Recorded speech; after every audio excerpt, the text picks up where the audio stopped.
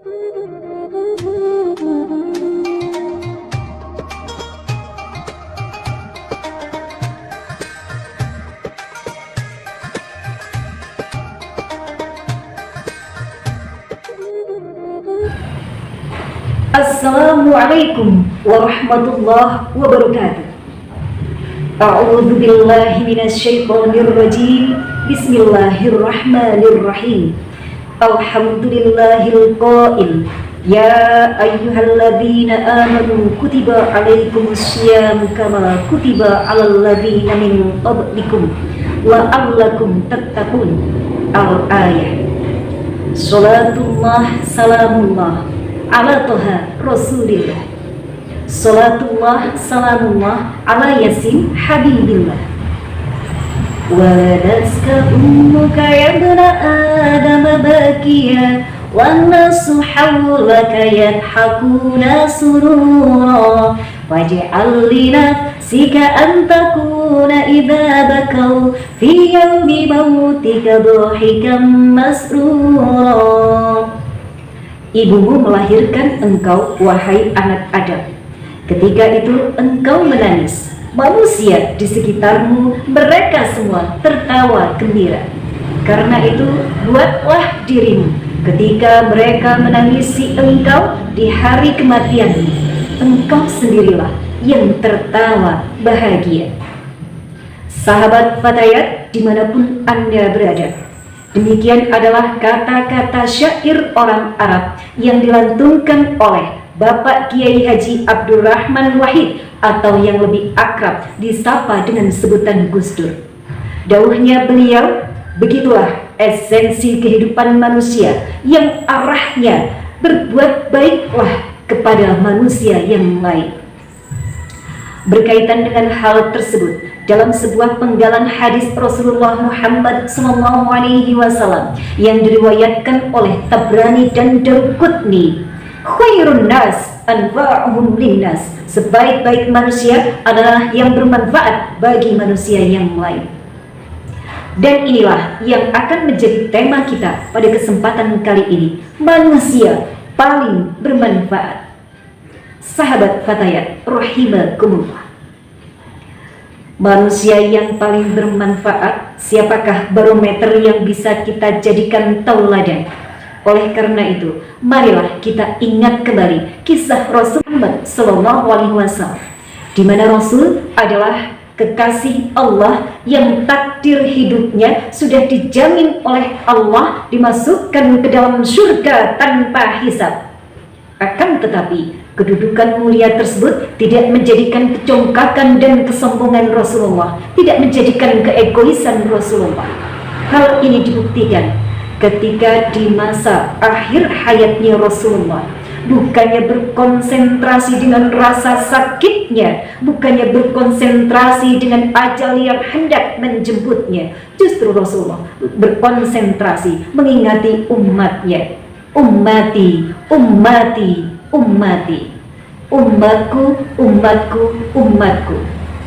Rasulullah sangat berharap kelak umat Nabi Muhammad SAW akan dihimpun bersama-sama para nabi, para orang-orang solih, para orang-orang mukmin dan muttaqin di surganya Allah bersama-sama. Dan semoga kita semua pun tergolong sebagai umatnya Nabi Muhammad yang dikumpulkan di surganya Allah. Amin ya rabbal alamin. Rasulullah semasa hidupnya selalu menebar kebaikan dan kebermanfaatan kepada seluruh manusia. Dalam suatu kisah, Rasulullah bersama seorang Yahudi pengemis kemudian buta. Di sudut pasar kota Madinah ada seorang pengemis Yahudi yang buta. Hampir setiap hari ketika orang melewatinya atau mendekatinya, maka dia akan berkata, "Wahai saudaraku, jangan kau dekati Muhammad. Muhammad adalah seorang pembohong besar. Muhammad adalah seorang penyihir. Jika saja kau mendekatinya, maka kau akan dipengaruhinya." Hal ini terjadi terus-menerus setiap hari, bahkan didengar oleh Rasulullah. Apakah Rasul membalas dengan perbuatan yang sama seperti halnya yang dilakukan oleh pengemis Yahudi tersebut? Tidak. Justru Rasulullah datang dengan tidak membawa senjata ataupun pukulan. Akan tetapi Rasulullah datang dengan membawa makanan. Ketika Rasul datang, masih juga sang pengemis tersebut mencaci maki Rasulullah. Tapi tidak sepatah kata pun keluar dari lisannya Rasulullah. Rasulullah justru memberikan makanan dengan terlebih dahulu dihaluskan dan dilumatkan dengan lisannya Rasulullah, kemudian disuapkan kepada sang pengemis tersebut. Hal ini berlangsung terus-menerus sampai menjelang Rasulullah wafat. Kemudian setelah Rasul wafat, tidak ada lagi yang membawakan makanan kepada sang pengemis buta tersebut. Hingga suatu hari, sahabat Rasul Abu Bakar As-Siddiq radhiyallahu an datang menemui putrinya Aisyah yang juga adalah istri baginda Nabi Muhammad sallallahu alaihi wasallam. Bertanyalah Abu Bakar kepada putrinya, "Wahai anakku, sunnah apakah yang belum kulakukan sebagaimana Rasulullah lakukan?" Maka Aisyah pun menjawab, "Wahai ayahandaku, hampir setiap hari Rasulullah mendatangi seorang pengemis Yahudi yang buta di sudut pasar kota Madinah Al-Munawwarah. Datang dengan membawa makanan kemudian disuapkan kepada sang pengemis tersebut." Maka Abu Bakar As-Siddiq pun melakukan hal yang sama. Mendatangi sang pengemis yang buta tadi dengan membawakan makanan, kemudian disuapkan kepada sang pengemis. Apa yang terjadi? Sang pengemis justru marah, berkatalah, "Siapa kau?" Jawab Abu Bakar, "Aku adalah orang yang biasanya." "Bukan, kamu bukan orang yang biasanya. Orang yang biasanya datang memberikan aku makanan tanpa membuat tanganku susah payah, tanpa membuat mulutku harus mengunyah. Karena makanan yang diberikan kepadaku sudah dihaluskan dan dilumatkan dengan mulutnya, kemudian diberikan kepadaku, disuapkan kepadaku."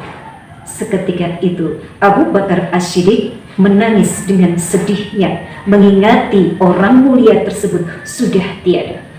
Kemudian jujurlah Abu Bakar As-Siddiq kepada sang pengemis, "Memang aku bukan orang yang biasanya. Aku adalah sahabat dari orang mulia tersebut.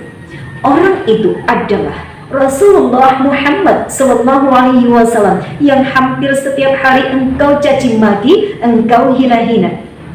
Dan saya adalah sahabatnya, dan orang tersebut sekarang sudah tiada." Seketika bergetarlah hati sang pengemis tadi dan menyesali perbuatannya. Menangislah sang pengemis. Kemudian hidayah pun datang dan bersyahadatlah sang pengemis tersebut di hadapan Abu Bakar As-Siddiq.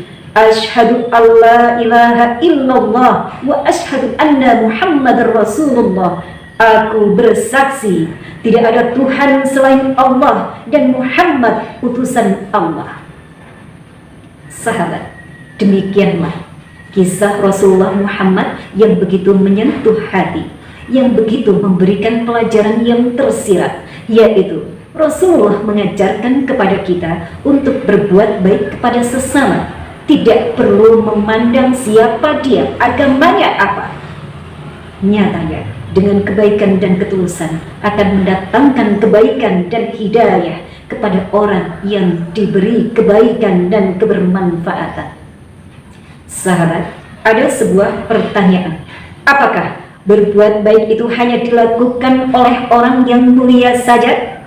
Ataukah perbuatan baik hanya dilakukan kepada sesama manusia? Tidak. Dalam kisah berikut, ada seorang wanita pezina yang diampuni dosa-dosanya karena suatu kebaikan. Suatu hari, seorang wanita pezina, mohon maaf, disebut sebagai seorang pelacur, melewati sebuah sumur. Di sana ada seekor anjing yang sedang menjulurkan lidahnya ke dalam sumur tetapi tidak sampai, dan anjing tersebut sedang kehausan dan hampir saja mati karena kehausan. Melihat ini, sang wanita tadi kemudian melepaskan sepatunya, mengikat dengan penutup kepalanya, lalu diambillah air dari dalam sumur. Setelah didapatinya air, diberikan kepada seekor anjing tersebut. dan alhamdulillah anjing tersebut sudah tidak lagi kehausan dan hidup kembali.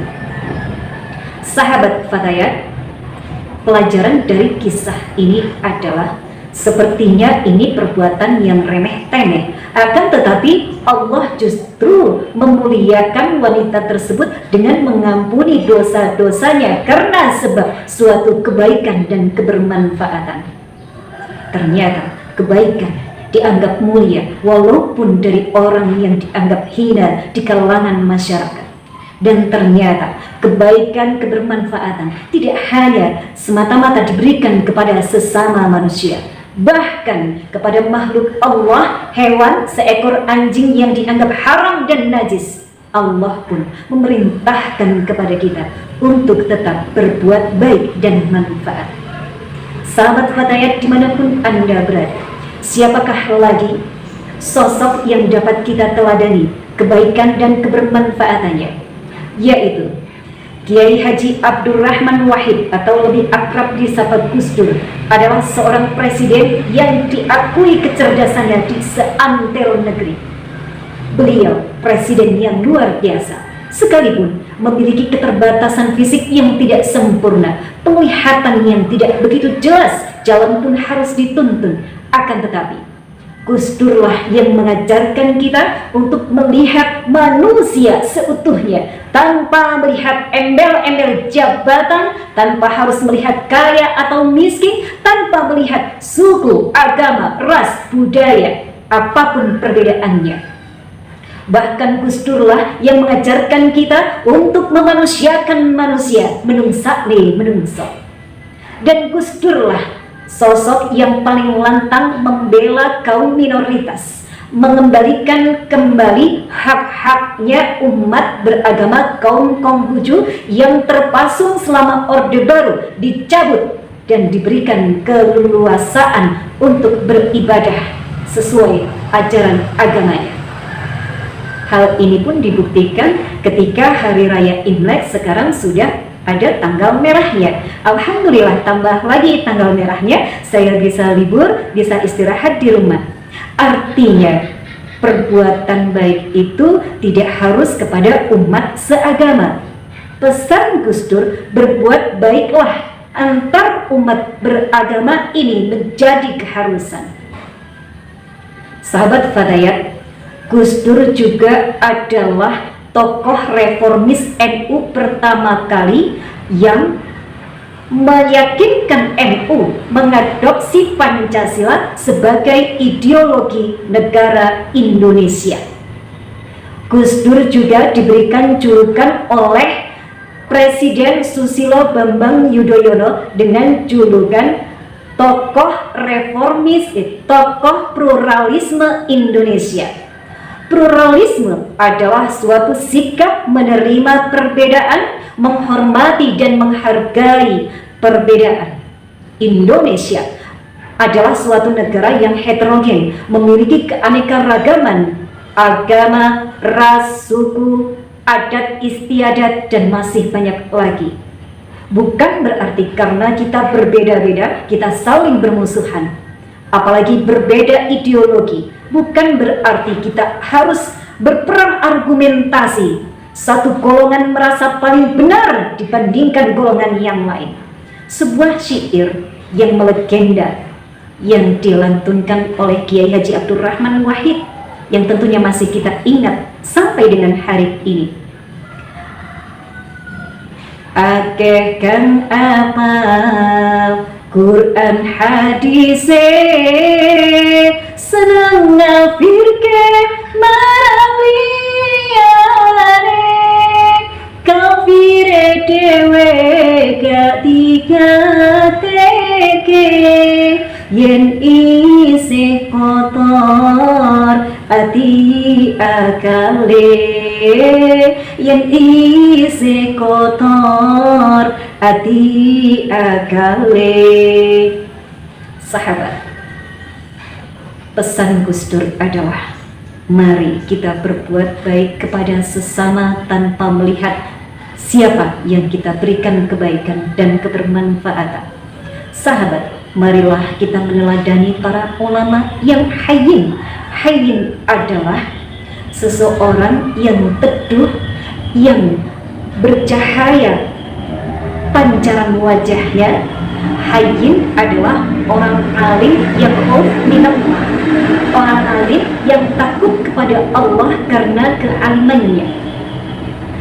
Dan sahabat, marilah kita bersama-sama menebar kebaikan dan kebermanfaatan di bulan yang penuh kemuliaan. Dan jangan pernah kita menghitung-hitung dapat apa kita nanti, rugi apa kita nanti ketika kita berbuat baik ataupun manfaat. Dalam Al-Quran surat Fussilat ayat 46, man amila sholihan falinafsih wa man asa'a fa'alaiha. Barang siapa yang berbuat baik ataupun amal soleh, maka pahalanya untuk dirinya sendiri. Dan barang siapa yang berbuat buruk atau kejahatan, maka dosanya ditanggung untuk dirinya sendiri. Sahabat, kesimpulan dari ngaji kita pada kesempatan kali ini, sebagaimana dawuh dari Kiai Haji Abdurrahman Al-Kautsar, lebih akrab disebut dengan Gus Kautsar, dawuhnya adalah: tidak peduli seberapa hebat engkau di muka bumi, terpenting adalah seberapa manfaat engkau hidup di dunia ini. Sahabat Fatayat, demikian yang dapat saya sampaikan. Mohon maaf atas segala kekurangan dan kesalahan. Akhirul kalam, undur maqala wala tandur mangqala, wallahul muwafiq ila aqwamit thariq. Wassalamu alaikum warahmatullahi wabarakatuh.